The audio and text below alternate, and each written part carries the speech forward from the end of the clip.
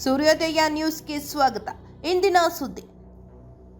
ಧರ್ಮಸ್ಥಳಕ್ಕೆ ಕಳಂಕ ಪ್ರಕರಣದಲ್ಲಿ ನಟ ಪ್ರಕಾಶ್ ರಾಜ್ ಹೆಸರು. 200 ಕೋಟಿ ಬಳಸಿ ಕೇರಳದಿಂದ ಷಡ್ಯಂತ್ರ. ಧರ್ಮಸ್ಥಳಕ್ಕೆ ಕಳಂಕ ತರುವ ಪ್ರಕರಣದಲ್ಲಿ ಮತ್ತೊಂದು ಸ್ಫೋಟಕ ಸಂಗತಿ ಹೊರಬಿದ್ದಿದೆ. ಚಿನ್ನಯ್ಯನನ್ನು ಬಳಸಿಕೊಂಡು ಬುರುಡೆ ಗ್ಯಾಂಗ್ ಹೇಗೆಲ್ಲ ಸಂಚು ರೂಪಿಸಿತ್ತು ಎಂಬ ವಿಚಾರ ಬಯಲಾಗಿದೆ. ಮೊದಲು ಬುರುಡೆ ಗ್ಯಾಂಗ್ ಜೊತೆಗಿದ್ದ ಚಿನ್ನಯ್ಯ ಇದೀಗ ಹೈಕೋರ್ಟ್ಗೆ ರೀಟ್ ಅರ್ಜಿ ಸಲ್ಲಿಸಿದ್ದು, ಈ ಅರ್ಜಿಯಲ್ಲಿ ಹಲವು ಸ್ಫೋಟಕ ಸಂಗತಿ ಹೊರಬಿದ್ದಿದೆ. ಪ್ರಕರಣದಲ್ಲಿ ನಟ ಪ್ರಕಾಶ್ ರಾಜ್ ಹೆಸರು ಕೇಳಿಬಂದಿದೆ.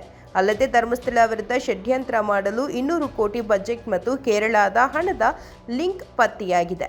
ಚಿನ್ನಯ್ಯ ಹೇಳಿಕೆಯಲ್ಲಿ ಒಂದು ದಿನ ರಾತ್ರಿ ಸುಮಾರು 8 ಗಂಟೆಗೆ ಬುರುಡೆ ಗ್ಯಾಂಗ್ ಸದಸ್ಯ ಗಿರೀಶ್ ಮಟ್ಟಣ್ಣವರ್ ನಟ ಪ್ರಕಾಶ್ ರಾಜ್ಗೆ ದೂರವಾಣಿ ಕರೆ ಮಾಡಿ ನನಗೆ ಫೋನ್ ನೀಡಿದ್ರು.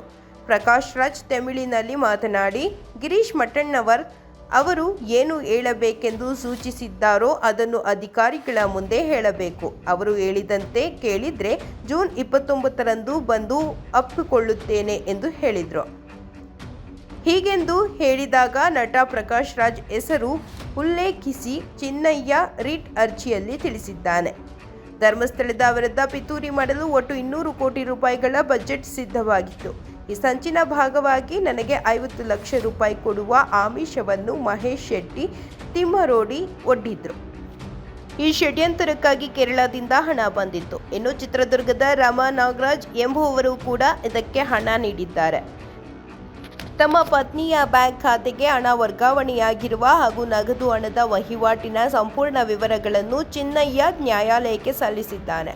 ಮಹೇಶ್ ತಿಮ್ಮರೋಡಿ, ಗಿರೀಶ್ ಮಟ್ಟಣ್ಣವರ್, ವಿಠಲಗೌಡ, ಜಯಂತ್ ಷಡ್ಯಂತ್ರದ ರೂವಾರಿಗಳಾಗಿದ್ದಾರೆ. ಆರೋಪಿಗಳ ಹೆಸರು ಕೇಳಿದ್ರೂ ಎಸ್ಐಟಿ ಕ್ರಮ ಕೈಗೊಂಡಿಲ್ಲ ಎಂದು ಹೈಕೋರ್ಟ್ಗೆ ಅರ್ಜಿ ಸಲ್ಲಿಸಿದ್ದಾನೆ. ಹೈಕೋರ್ಟ್ ವಿಚಾರಣೆಯನ್ನು ಜೂನ್ 29ಕ್ಕೆ ಮುಂದೂಡಿದೆ.